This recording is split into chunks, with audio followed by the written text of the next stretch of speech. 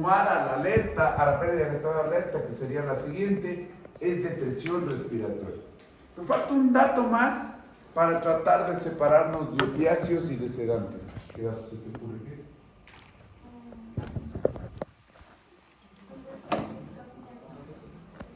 Está en cinta de información, está claro.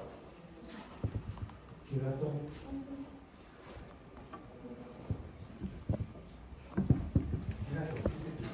¿Crees que le hace lo que hace para que detecte? Que no es benzodiazepina, porque yo como uso este alerta.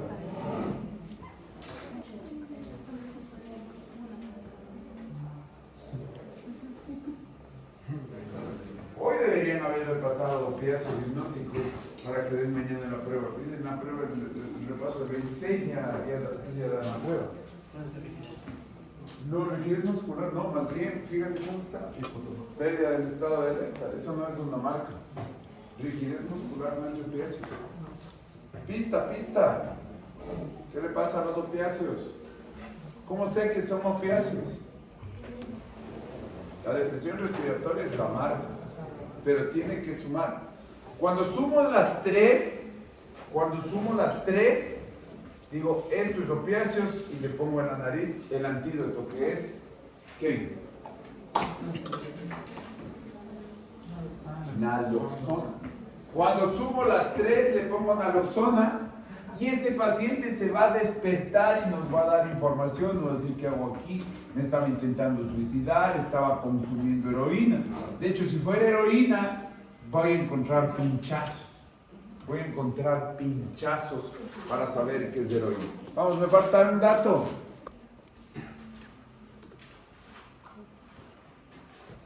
Mañana es la prueba de opiáceos y sedantes.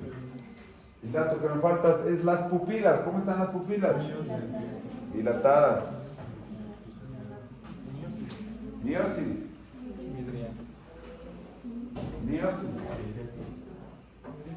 Mañana es la prueba. Mióticas. Entonces, cuando yo sumo miosis, depresión respiratoria y coma, digo sumo opiáceos. Si alguien se está suicidando, va a hacer todo lo posible para que no detectemos lo que está pasando. Va a hacer todo lo posible para tratar de que no le salvemos. Se va a tomar 2, 3, 4 fármacos para evitar que el proceso nos genere una complicación. Entonces, cuando yo utilizo la combinación de los signos más probables, estadísticamente funciona así. Coma. ¿Cuántos tóxicos generan coma? 10.000 tóxicos. Coma más miosis, 1.000 tóxicos. Coma más biosis más bradimnia, 100. Entonces aquí digo, estoy en opiáceos, le voy a dar naloxona. Coma más miosis más bradimnia más disminución de los ritmos hidroaéreos, 10 tóxicos. Y me voy acercando más a la respuesta. Recuerda que el paciente no nos va a decir, incluso si estuviera alerta, no le interesa avisar lo que se tomó. No quiere que le salvemos. Está suicidando. O es adicto y tiene vergüenza. Si tiene coma, miosis, bradimnia, disminución de los ritmos hidroaéreos y pinchazos en los brazos, esto es heroína. Entonces, yo tengo que poder hacer un examen físico rápido, pronto, para poder detectar lo que le está pasando al paciente. Y parte de esa estrategia de rapidez para evitar intubarle, porque muchas personas le intubarían, sería descubrir exactamente lo que le pasa a través de la respuesta al antídoto. Eso se llama diagnóstico terapéutico. Ok. Están tan pocos. Hasta 10 minutos esperando.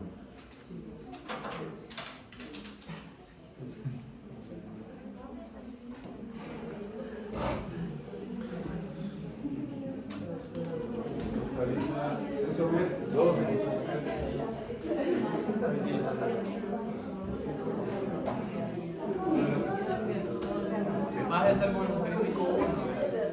Aguilar. Sería la razón. Agujas. Aronía. Andrade. Andrango. Aucancera. Berrones. Carrión. Ceballos. Chicaiza. Díaz. Echeverría. Etara. García.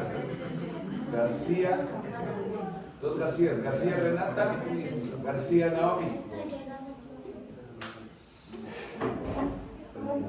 Valentina. Hurtado. Imbaquingo. Presente. López. Maldonado. Matamoros. Mendieta. Minango. Moncayo. Montenegro. Montenegro Josué. Montenegro Carlos. Morales. Presente. Moreta. Saá. Salazar. Sabaniego.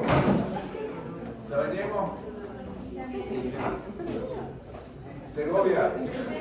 Suárez. Presente. Dello. Tituaña. Torres. Vaca. Valencia.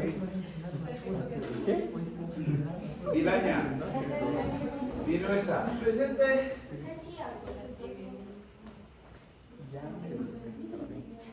Creo que no era la forma. Sí me dijo. Me dijo que sí. Dijo porque si hubiera pedido un antagonista, hubiera sido a Topino.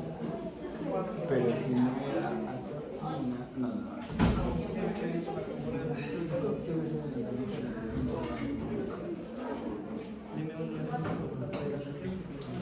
No, sí. Pero ese intento fue un intento de. Vamos a hablar de inflamación y fiebre. El capítulo tiene todo el proceso de tratamiento de artritis reumatoidea. No nos vamos a meter en eso. Nos vamos a concentrar en lo que vamos a revisar en clases. Entonces vamos a comenzar nuestro objetivo sobre antiinflamatorios no esteroidales. Este no es para separarnos de los antiinflamatorios esteroidales que están vinculados a los corticoides que se fabrican en el cuerpo o son corticoides exógenos. Pues para separarnos de los corticoides que son los antiinflamatorios esteroidales, vamos a ver los antiinflamatorios no esteroidales o su abreviatura de uso común, AINES. Un montón. Si es que hay dolor, hay un montón de fármacos para controlar. Si hay inflamación, hay un montón de fármacos para controlar. Entonces yo cojo las estructuras químicas y voy a concentrarme, no en todos, sería un trabajo inútil en este momento, comparar todos los fármacos. Deberíamos concentrarnos en los que por costumbre, experiencia, evidencia, accesibilidad, son los que más se trabajan en Ecuador. Ejemplo, ibuprofeno, derivado del ácido propiónico. Ejemplo, no, ya no puede entrar. No puede entrar. Ya son un cuarto de hora.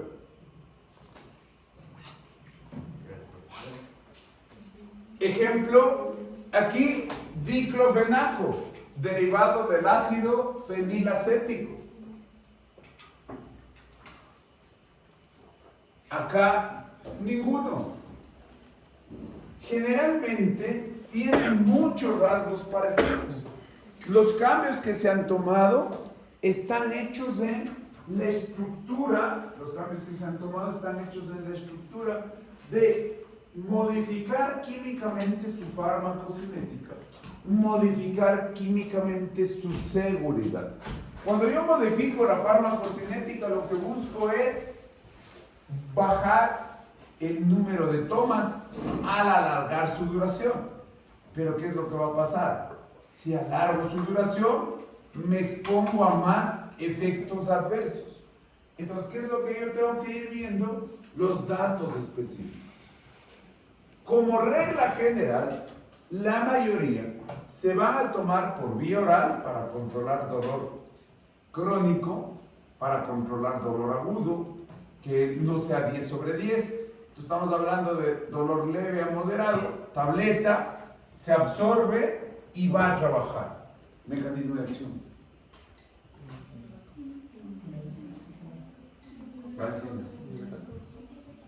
Inhibe la ciclooxigenasa. Luego va a ir a fase 1 hepática y va a ser desactivado por CYP3A4, CYP2DC, y en la mayor parte de casos no es suficiente, por lo que entra a fase 2 para poder salir hidrosoluble por el riñón. Esa es la regla del modelo general.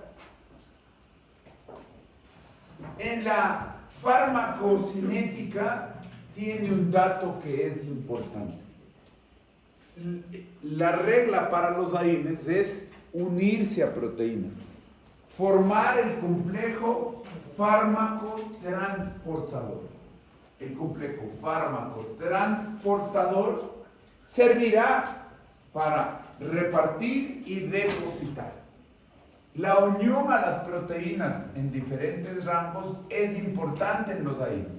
Por ejemplo, cuando una persona se intoxica por aspirina, uno de los mecanismos defensores para evitar que la aspirina genere toxicidad es meterle en la albúmina. Me acuerdo, ¿qué pasa en la farmacocinética con la albúmina? No funciona, me dejaría de intoxicar. El problema es que tampoco se va a filtrar y tampoco se va a metabolizar. Esta ayuda en las intoxicaciones es una pausa para tratar de ir metabolizando el exceso de aspirina.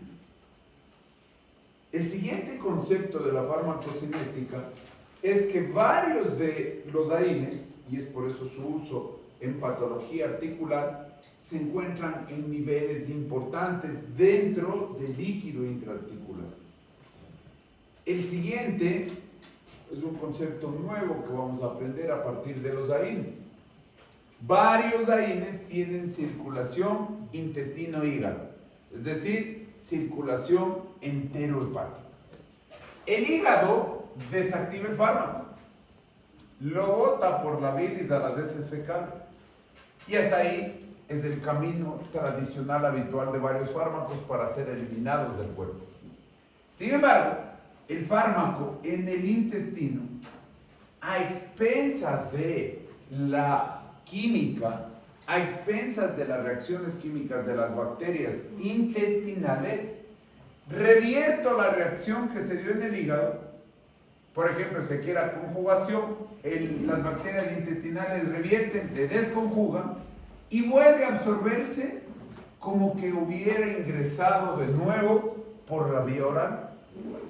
Esta es la trayectoria de las sales biliares al hígado para tratar de evitar la fabricación de sales biliares a repetición. El hígado está generando la recirculación de las sales biliares. Entonces, ¿qué es lo que hace ahora el fármaco?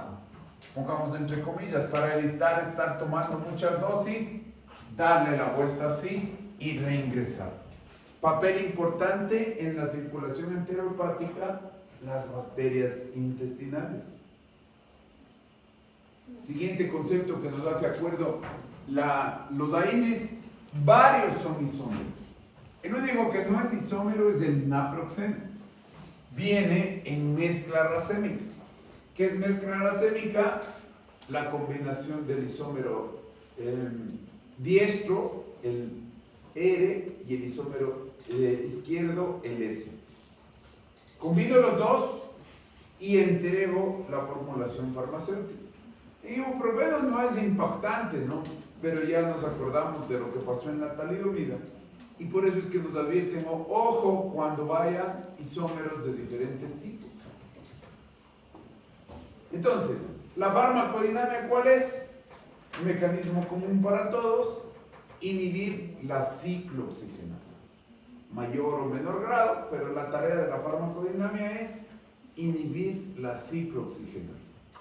Es el gráfico que nos presenta el libro para tratar de recordar que el daño a la membrana celular altera los fosfolípidos se libera ácido araquidónico y estamos acá, con las ciclooxigenasas, que tienen en la fisiología muchos roles: prostaglandinas, romboxanos, prostaciclinas.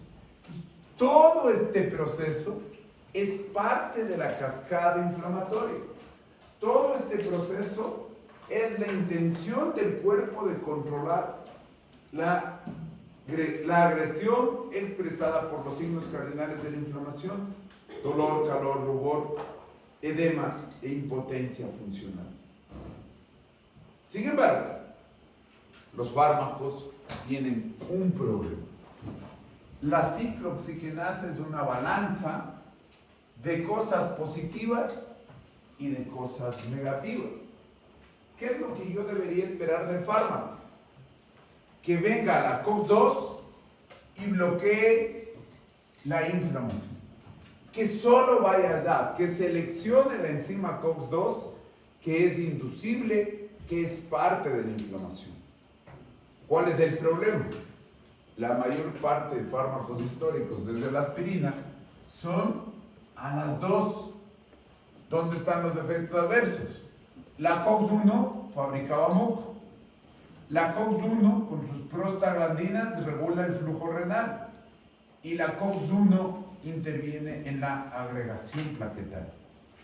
Entonces, ¿qué va a pasar si yo quiero controlar la inflamación con los antiinflamatorios históricos, habituales o tradicionales? Controlo la inflamación, pero dependiendo la clase, dependiendo el fármaco, dependiendo el principio activo, voy a tener esta carga de defectos porque dañaría la fisiología, y esto es dosis dependiente. Mientras más tiempo, mientras más dosis, más afectación de la COX-1.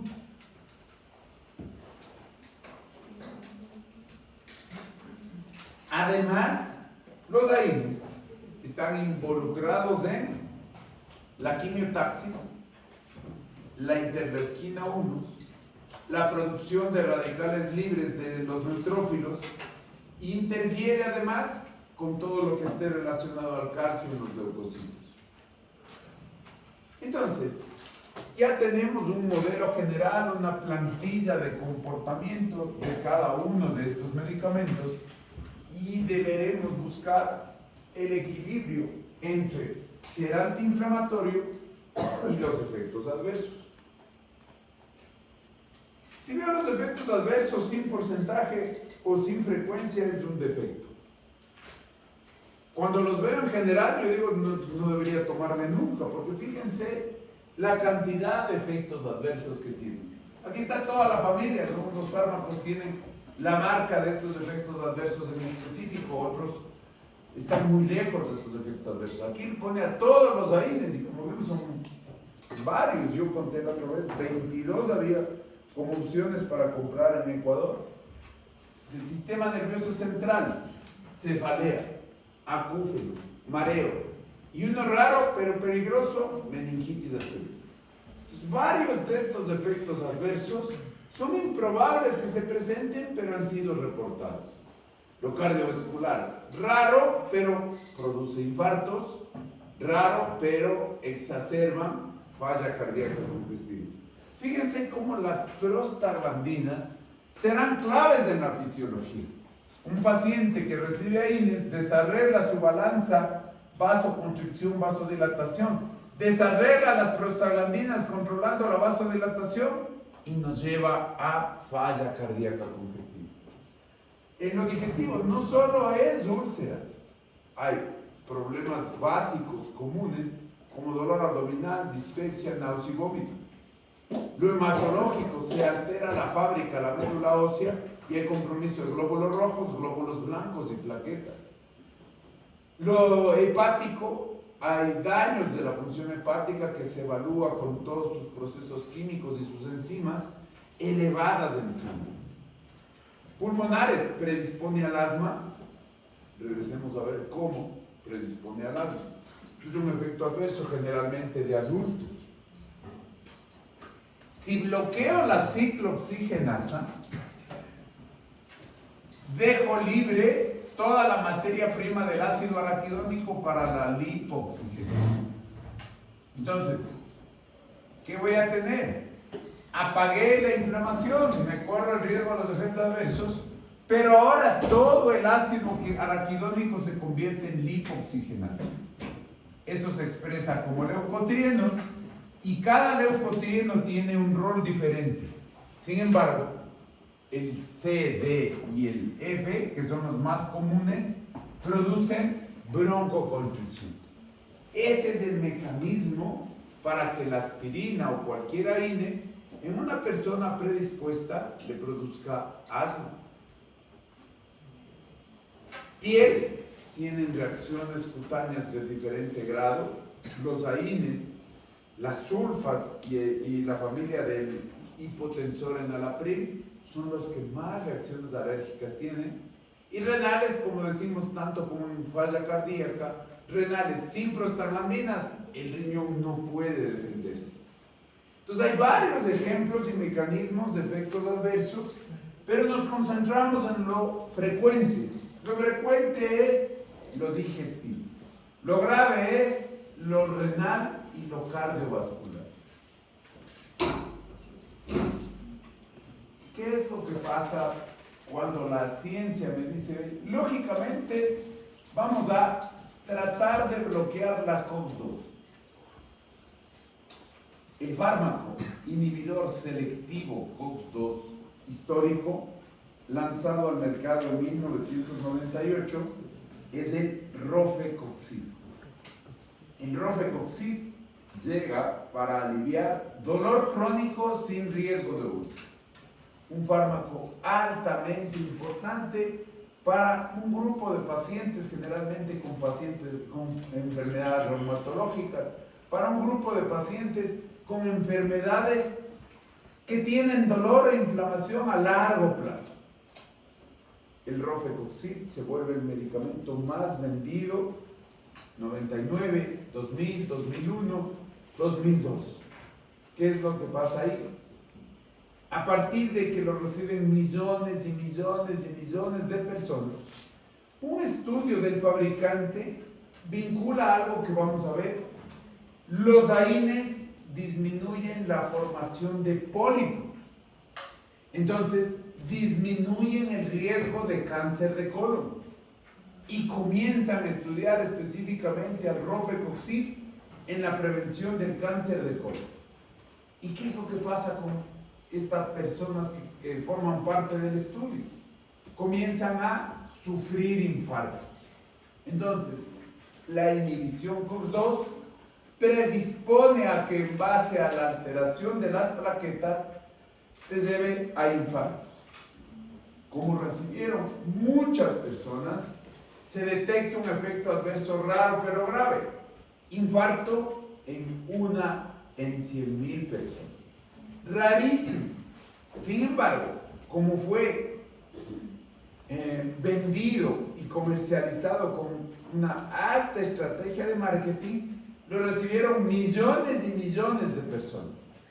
Se cuantifica que en esos 4 años hubo 100,000 infartados. Esos 100,000 infartados ya en todo el proceso, hoy por hoy, recibieron una compensación, recibieron una compensación económica por el fabricante Merck por cada infarto que se produjo. Entonces, con estos hay que tener cuidado. Muchas personas los siguen recibiendo sin ninguna consecuencia de infarto. Sin embargo, es una lotería genética, inmunológica, plaquetaria, de que alguien por recibir COX-2 se puede infartar. ¿Por qué hago este stop aquí? Porque la FDA le retira del mercado a Rofecoxib. Dice, chúticas, produces infarto, te retiras del mercado. De hecho, cuando dicen, ¿por qué no nos dimos cuenta de que esto produció un infarto?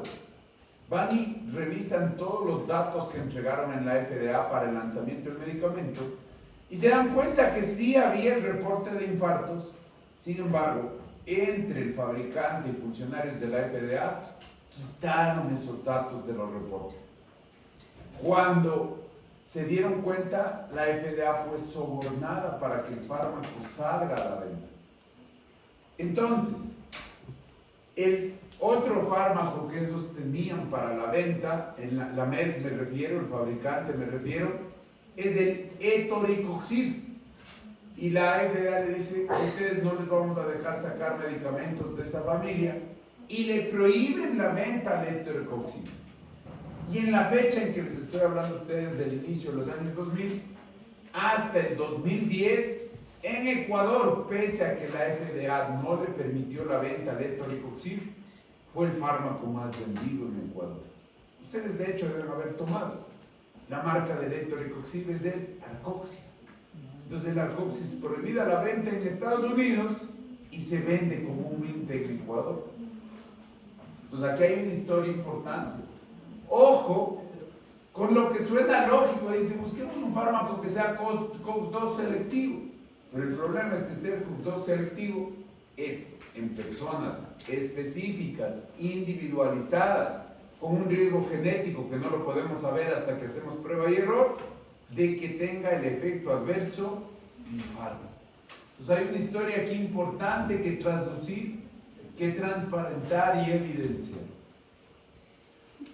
Vamos a ver ahí de por ahí, y me voy a saltar los que no son relevantes, como decíamos al inicio de la clase, son muchos, no nos vamos a meter en todos, nos vamos a meter en los que por costumbre, popularidad, accesibilidad, están de uso común en Ecuador. Diríamos que por historia, el primer AINE descubierto, en base a la infusión de sauce blanco de Hipócrates, es el ácido acetil salicílico, aspirina.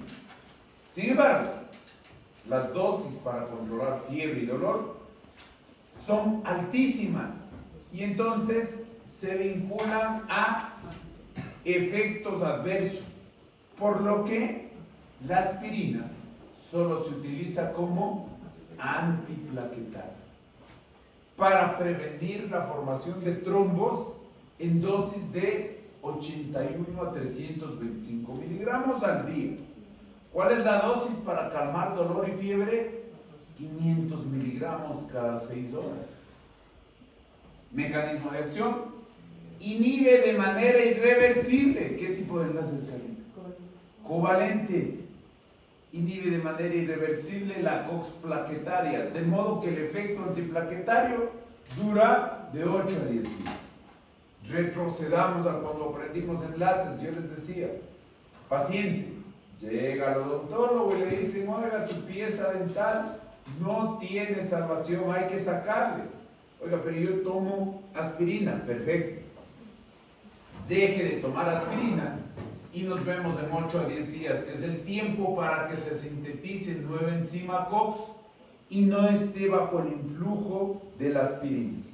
Suspendida la aspirina, le sacamos en 10 días la muela, vemos que ha cicatrizado bien, 2-3 días, y reiniciamos el antiagregante que se utiliza preventivamente para evitar trombos. La farmacocinética de los salicilatos de la aspirina sigue este camino. Y otra vez volvemos al concepto. Cada fármaco tiene su propio camino. Cada fármaco tiene su propia vía de interrelación hacia el cuerpo. ¿Qué le hace el cuerpo al fármaco? Farmacocinética. En este caso, la aspirina, el ácido acetil salicílico, se convierte en salicilato. Para desactivarse, se conjuga con glucurónido. Fase 1, fase 2. No. Es pregunta de examen, porque acuérdense que vamos a sumar todos los conocimientos hasta la semana 7. Fase 2, ¿por qué? Se está conjugando.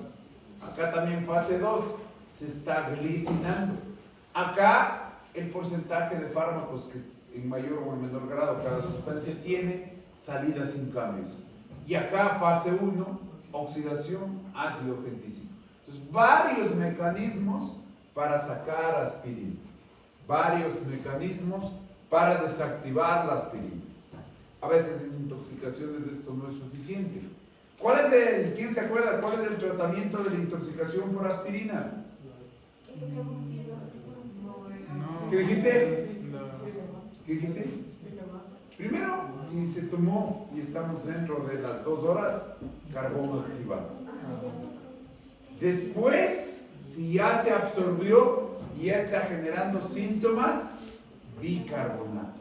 Para inhibir, para jugar la ecuación de Henderson-Hasselbalch y bloquear la reabsorción. Vamos a hablar específicamente de los inhibidores selectivos de la COX-2, poniéndole el asterisco, la marca para tomarles en cuenta.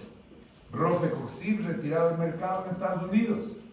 Etoricoxib prohibida su venta en Estados Unidos, pero con permiso de venta en Latinoamérica y Europa. Tampoco nos vamos a exagerar. ¿Por qué se puede tomar etoricoxib? Está prescrito y estudiado específicamente como una opción para 1, 2, 3, máximo 4, 5 dosis, por ejemplo, en un ataque agudo de gota. El problema de los COX-2 es cuando se toma a largo plazo. Y entonces, dices, oye, a mi paciente le va bien con la COX-2, no tiene riesgos de sangrado. ¿Cuál es el COX-2 que le vamos a dar? En Ecuador, en Latinoamérica, está el celecoxib. Entonces, ¿qué es lo que va a hacer? Inhibe la COX-2 sin afectar la COX-1. A la COX-2, que es parte de la inflamación, se le llama inducible. Aparece por inflamación. La COX-1, que es parte de la fisiología, se le llama constitucional. Es la guardiana de varias funciones. La constitucional está regulando moco en el estómago, prostaglandinas en el riñón y componentes de la agregación plaquetaria. Entonces ahora, este es un buen principio, entendiendo el riesgo de infarto para pacientes con artritis reumatoidea, como ejemplo.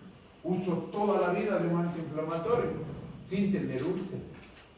El que tenemos aquí en Ecuador es el celecoxib, 10 veces más selectivo para escoger la enzima COX-2 y no la COX-1.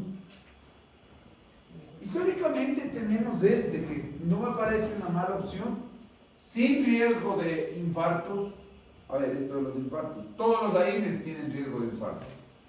El ibuprofeno tiene riesgo de infarto, el diclofenac tiene riesgo de infarto, todos tienen riesgo de infarto. Los COX-2, más alto el riesgo que los otros. El naproxeno es el AINE con menor riesgo de infarto.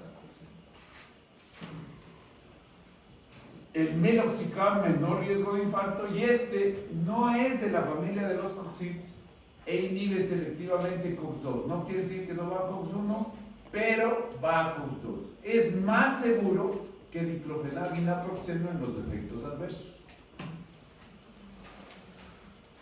No selectivos de la COX, entonces serían los antiguos.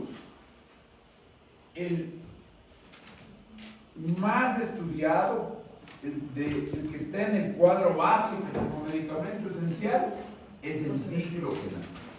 Entonces, modelo de farmacocinética, el que revisamos, modelo de farmacodinámica, el que revisamos. ¿Qué es lo que tengo con el diclofenac? Ventajas. Varias formas farmacéuticas. Tengo ahí, ¿qué tengo que puse en la diapositiva? Este es crema. Muchas veces la crema es más útil que las tabletas para evitar su absorción. Trabajar tópicamente, por ejemplo, en una contractura muscular, en una lumbalgia de forma aguda, la crema es el tratamiento.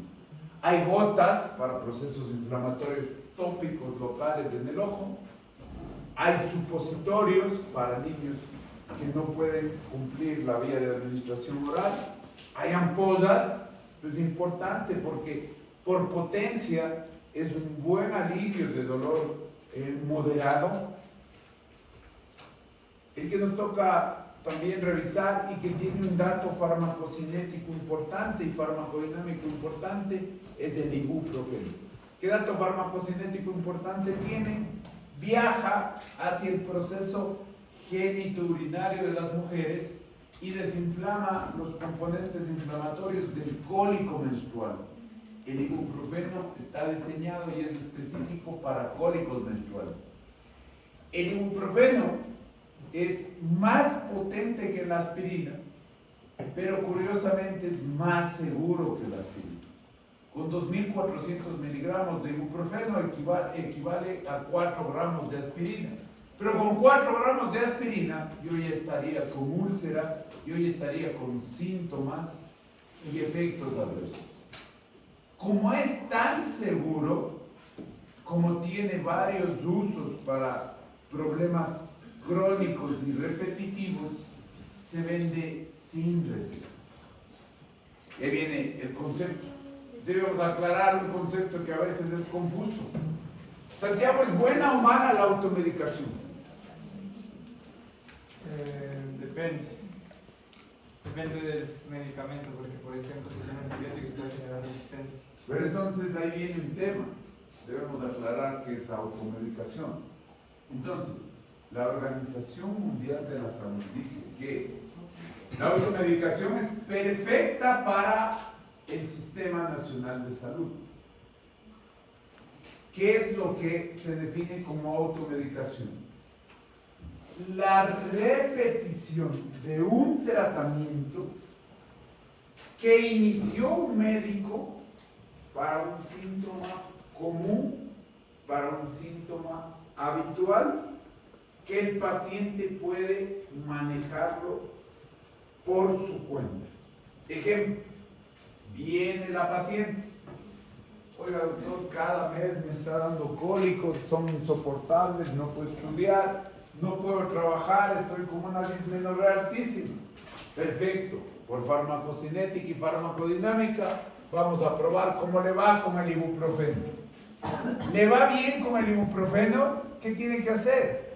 Cada dismenorrea que sea intolerable e incapacitante, luego de que probó con un médico, va a tomar ibuprofeno sin ningún inconveniente, siguiendo, repitiendo las instrucciones que lo hizo en el primer episodio. Entonces, la automedicación es repetir tratamientos que fueron iniciados bajo la supervisión de un médico. Y entonces, para cerrar el proceso de automedicación y acceder más fácil al fármaco, se permite su venta sin receta. El naproxeno también es de venta libre. El naproxeno tiene una cualidad que para muchos pacientes le hace ideal y le supera el ibuprofeno. ¿Por qué ventaja tiene el naproxeno sobre el ibuprofeno? El número de tomas. Yo debo tomar 2 tabletas de naproxeno al día versus 4 tabletas de ibuprofeno al día. Entonces, basándonos en el principio que comentamos en farmacocinética, el paciente busca el menor número de tomas para cumplir los tratamientos. Datos relevantes para separarlo de los otros. Este es un fármaco de uso muy común, de uso muy popular. Se presenta como el antihúmero único y es el que tiene menos riesgo cardiovascular. ¿Tiene riesgo cardiovascular? Sí. Entonces, dice, paciente hipertenso, paciente con antecedentes de infarto, hay que quitarle el dolor. Si no tengo otra opción, por ejemplo, paracetamol, utilizo naproxeno.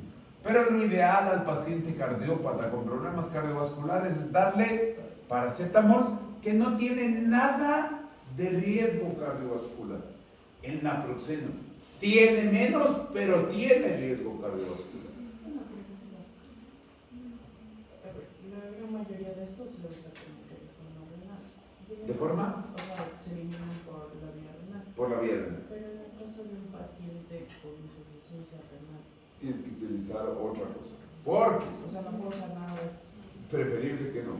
Está contraindicado.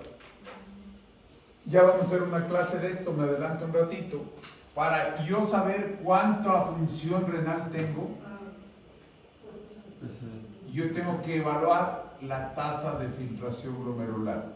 Normalmente es 125 miligramos mililitro en una persona de 1.70 metros cuadrados. Los AINES están contraindicación relativa menor de 60, contraindicación absoluta menor de 30. Necesitan del riñón para salir. Entonces, si tienes menos de 30, imposible. Menos de entre 30 y 60 dices, chuta, te vas a jugar un riesgo, pero si no hay nada más de eso. Entonces ahí el paracetamol se vuelve un arma muy importante. Pero el problema es que el paracetamol es más analgésico, antipirético que antiinflamatorio. Ahí entonces no sabe qué, entonces preferamos diclofenac tópico, preferamos darle localmente el AINE específico para tratar de aliviar el problema. Generalmente la historia de la vida real, ¿qué dice? Llega el paciente con dolor y tiene una necesidad de aliviar su molestia. Las guías te dicen dolor agudo, las guías te dicen dolor que está relacionado a una lesión deportiva, dolor que está relacionado a algo común. Le vamos a dar AINES. Le vas a dar ibuprofeno o naproxeno. ¿Cuál es el problema? El paciente te va a decir, oiga, si me iba a dar ibuprofeno o me iba a dar naproxeno, mejor me iba directo a la farmacia y no venía donde usted. Entonces nos toca explicarle por qué ibuprofeno y naproxeno. Las marcas comerciales de ibuprofeno y naproxeno son de amplia difusión, de amplio marketing, que el paciente dice, voy a decirles la marca del naproxeno, Solapronax, mira el recetario. Yo creí que me va a dar algo diferente, por eso vine acá, cuando en realidad el naproxeno es espectacular para cualquier dolor, porque se da menos tomas ahí. Solo Bupres le iba a dar al guagua, mejor no venía, cuando en realidad el ibuprofeno es ideal para controlar dolor y fiebre en niños mayores de 4 años. ¿Qué nos toca trabajar al prescribir estos fármacos? En hacerle entender el por qué son tan buenos. Y decirle, vea, usted lo puede recetar por su cuenta, por eso mismo, porque son seguros. Entonces la inflamación en ciertas poblaciones es un desafío muy importante. La inflamación en ciertas poblaciones es un desafío que nos requiere buscar vías de administración, que nos requiere buscar formas farmacéuticas para evitar el daño. De hecho, si más bien no educamos a la gente a utilizar bien ibuprofeno y naproxeno, va a ser la causa de insuficiencia renal. Usar más de 10 días ibuprofeno y naproxeno está vinculado a nefrotoxicidad. ¿Y el naproxeno igual se utiliza para los que El mejor, o sea, sí podría, pero a alguien le va a funcionar. Pero el que es un imán para ir farmacocinéticamente al aparato genitourinario es ibuprofeno. Ibuprofeno. Es el que mejor. Tú podrías tomar diclofenac, tú podrías tomar ketorolaco, tú podrías tomar cualquiera, pero el que más evidencia tiene para llegar al sitio es el ibuprofeno. Pero él está tomando, digamos, para los códigos de ibuprofeno, digamos, ya varios meses, ¿no quita la eficacia también? No quita la eficacia. Y por suerte lo utilizas 5 días, 5 días, 5 días. ¿Cuál es la regla? No pasarse de 7 a 10 días y no pasarse de las 4 tabletas al mes. Por eso, ¿cuál es la versión más común de venta en Ecuador de ibuprofeno? La de 200 miligramos, que hecho está con toda la campaña para que ustedes se acuerden. Les digo la marca, es el FEME.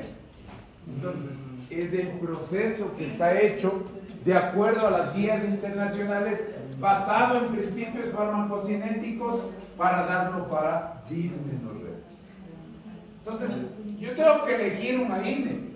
De entre tantos, ¿qué es lo que debo buscar? ¿Cuál es el más tóxico de todos? Indomethacina. ¿Cuál es el menos tóxico de todos? Ibuprofeno. En relación a hepatotoxicidad, ¿cuál es el que más daño hepático reporta? Diclofenac. ¿Cómo se evalúa el daño hepático? La destrucción del hígado libera enzimas. La enzima que más se libera en destrucción hepática es la ALT. La ALT refleja que en las células hepáticas, seamos didácticos, se rompió y libera su contenido. El celecoxib es más caro y problemas cardíacos. Y ahí es curioso, en las leyes del mercado, pasa en toda Latinoamérica. Las personas dicen, oye, estoy con dolor de espalda y tengo que ir a jugar en la final del campeonato de solteros contra casados el domingo, así que tienen que darme un antiinflamatorio para yo poder jugar el domingo. Tengo una fiesta el sábado, tiene que curarme sea como sea. Perfecto, le vamos a dar naproxeno. ¿Cuánto vale el naproxeno? 5 centavos. No, vea, yo sí puedo pagar, deme algo que me cure. Bueno, le vamos a dar celecoxib que vale $1. Entonces, ¿qué hace la gente? Si pago más, debe ser mejor. Si pago más, me debe curar más rápido. Entonces, lo único que está haciendo es incrementar el costo de manera antitécnica. Entonces, por eso es que en Ecuador el etoricoxib fue el más vendido del 2003 al 2010. En el 2011 apareció el virus, la gripe H1N1, y entonces en Ecuador se restringió la venta de antiinflamatorios y antigripales, y ahí el etoricoxib bajó su ranking de ventas. El celecoxib me defiende el estómago, pero me agrede el corazón. Entonces, ¿qué es lo que yo tengo que hacer? Evaluar las diferentes categorías para llegar al fármaco correcto. Yo debo comparar cualidades. ¿Cuál es más eficaz? ¿Cuál es más eficiente? ¿Cuál es más seguro?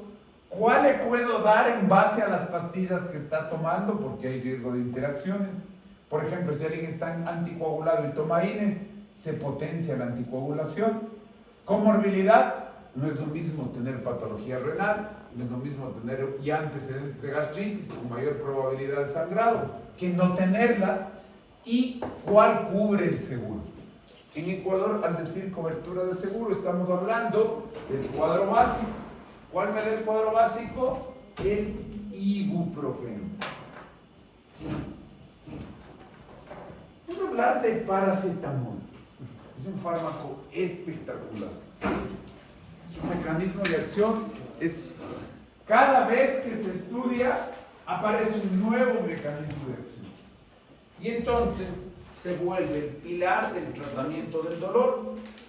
Sin embargo, claramente como el meme, lo que les decía hace un rato, solo a Pronax Miradar, el paciente te dice, si me iba a recetar paracetamol, mejor no venía y iba directo donde el señor de la farmacia.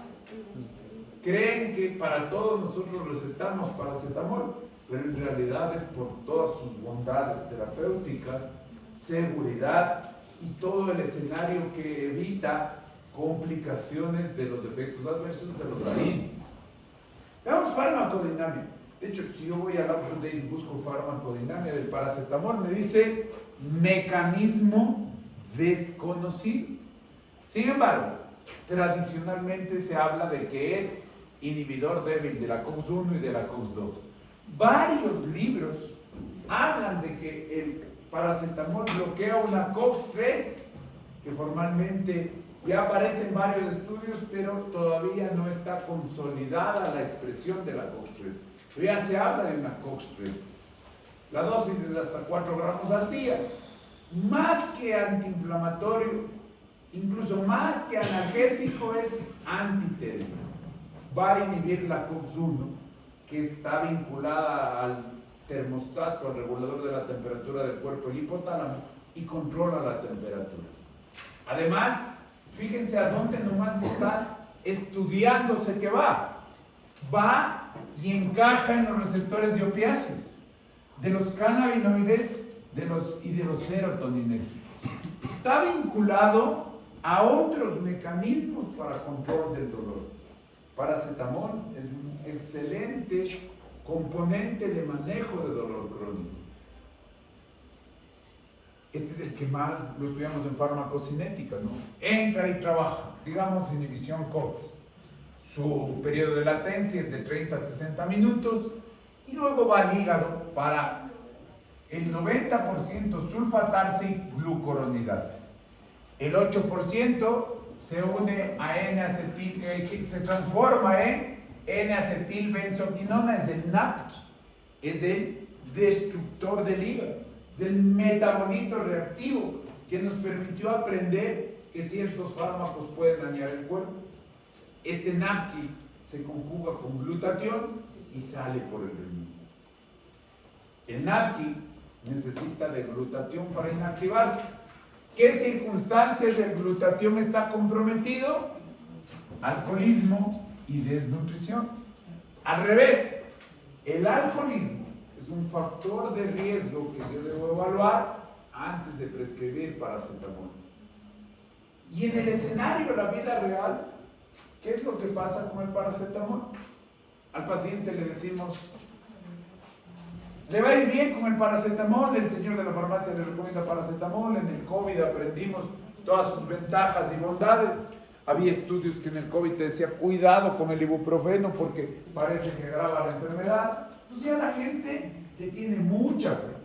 Ya cierto grupo de personas ha madurado en el proceso. Pero otra vez veamos el ejercicio bajo el proceso de la automedicación, ya que este es el fármaco más vendido sin receta en Latinoamérica. Tú lo puedes encontrar sin ninguna restricción de acceso en la percha de cualquier supermercado. Entonces, ¿dónde viene el problema? En la educación médica para utilizar bien el producto. Decimos, tú puedes tomar paracetamol hasta 4 gramos, perfecto, pero paracetamol para la persona, para el usuario, acetaminofén con codeína no es paracetamol, Finalin Forte no es paracetamol, Molarex no es paracetamol, Tempra no es paracetamol y acetaminofén con codeína no es paracetamol. Entonces, ¿qué hace cuando tiene un dolor crónico, desesperado, molestoso, que le incapacita su vida diaria? Generalmente de fondo emocional, por ejemplo, una cefalea tensional. Se puede tomar una de estas cada 30 minutos sin darse cuenta que se está tomando lo mismo. Y este es un conflicto que debemos nosotros capacitarle al paciente para que la automedicación sea beneficiosa.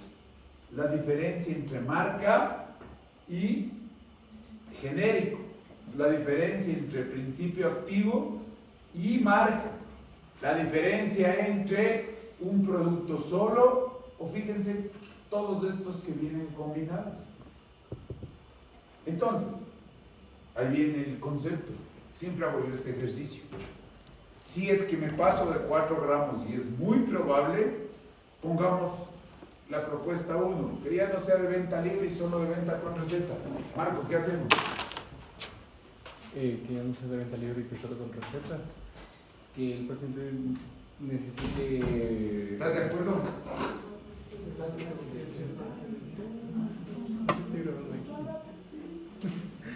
¿Qué hacemos? ¿Estás de acuerdo con la propuesta? Produce hepatotoxicidad con insuficiencia hepática. Pongámosle que venga con receta para que no haya problemas hepáticos. 4 gramos, un montón de nada. Y se venda solo con receta para que no haya problemas de nada. Sí.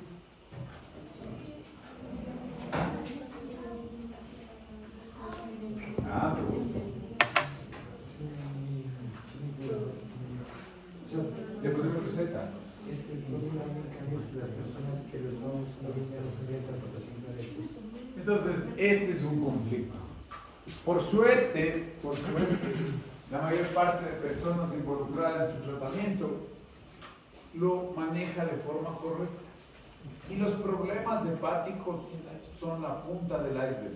Hay un montón de gente embarazada, hay un montón de gente con cefalea tensional, con dolores leves, que bajo el concepto de automedicación simplemente van a la percha y repiten el tratamiento. Pero, ojo, el concepto de automedicación funciona que la primera vez haya sido supervisado por un médico. Y cuando se repite el escenario, el cólico menstrual, el dolor de cabeza tensional, el dolor de cabeza por posturas prolongadas, tú repites el tratamiento. Entonces, si yo le pusiera obligatoriedad de receta, colapsaría el sistema de salud por gente que viene solo por una receta.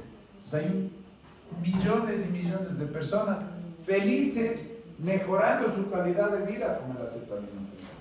¿Qué es lo que debemos hacer para evitar que haya problemas con el acetaminofén? En la mayor parte de países del mundo lo que se hace es, si es jarabe, diluirle. ¿Qué es lo que va a pasar con el paracetamol? El niño le encantó este jarabe y juega al doctor o juega a los premios. Es dulce, está hecho porque sea agradable de consumir. Primer momento que esté sin supervisión, va a darles a los hermanos este jarabe. Entonces, en ese juego, ¿qué es lo que se preconiza? No vendas jarabes concentrados, sino diluidos. Para que, si es que el fármaco está sin supervisión, que no es lo correcto, para que si un niño empieza a acceder al fármaco sin supervisión, que no es lo adecuado, se tome el diluido y se aleje de la dosis tóxica.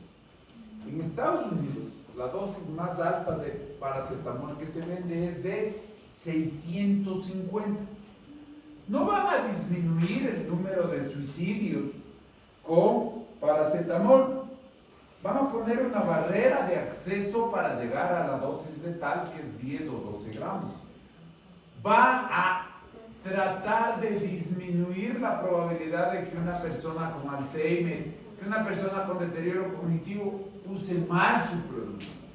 Entonces, la primera estrategia es diluir y disminuir la concentración. La otra es la clave, la automedicación. Van a ser de una capacitación de las instrucciones que yo le dé al paciente. Las instrucciones, vamos a aprender, se dan bajo el conjunto de reglas en el acápite de indicaciones de la receta de lo que se llama formulario personal. Hay que saber manejar el hecho de cómo la gente nos critica a los médicos del uso de paracetamol para todo, pero como ustedes ven, tiene su sustento técnico, su sustento de evidencia. Pregunta. Ahora que ya sabemos lo del NAMQ y las dosis, dice, paciente evaluado en urgencias posterior a intento suicida. Se quiere matar con acetaminofén 500 miligramos, una tableta. ¿Le hospitalizamos o no? Ya sabemos ahorita. Varios datos. ¿Le hospitalizo o no le hospitalizo? ¿Por qué?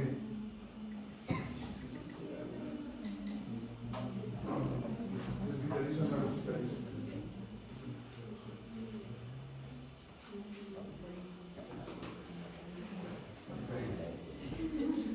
¿Qué dices? ¿Le hospitalizo o no le hospitalizo? Piensa bien porque la pregunta tiene trampa. Que siga haciendo su taquigrafía. ¿Le hospitalizo o no?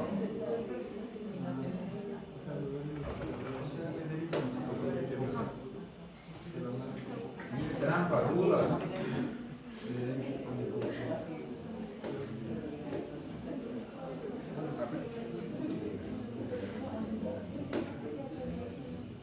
¿Sí o no? ¿Tengo cuántos no? ¿Tengo 5 no? ¿Quién dice sí? ¿Quién dice sí? Sí, ¿por qué?